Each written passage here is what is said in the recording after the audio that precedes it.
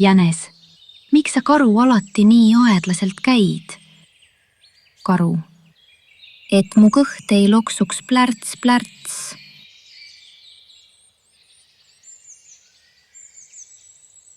Orav ronis puu otsa ja kukkus alla. Orav, oih, unustasin tiibad koju.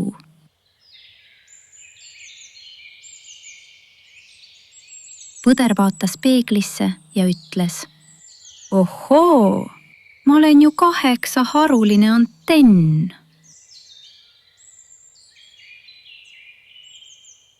Siil, miks ma pehmet patja ei kasuta?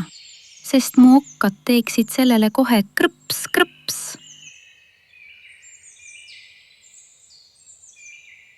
Kass küsib: miks sa, koer, nii palju haukusid? Koer vastab: sest ma proovisin laulda, aga tuli välja ainult au, au, au.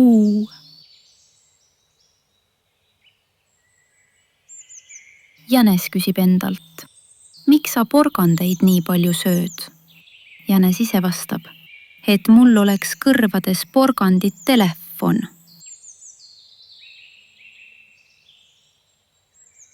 Karu küsib: kust see mesipott siia tuli?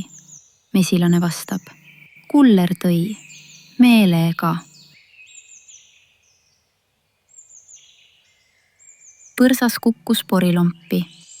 Plärts, nüüd olen ma šokolaadi põrsas.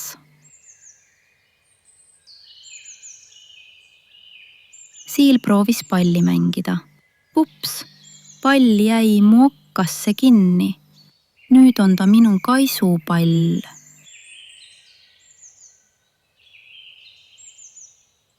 Kana küsis tibult: mis on su lemmikmuusika? Tibu vastas: tikk, tikk, tikk, tokk.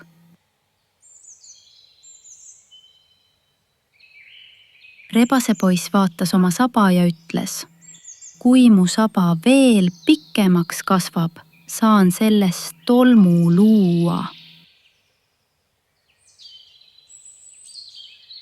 Hiir piilus juustu sisse. Tere, mina olen uus korterinaaber.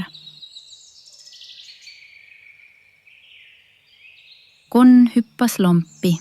Ups, nüüd on see minu tänane vanniõhtu.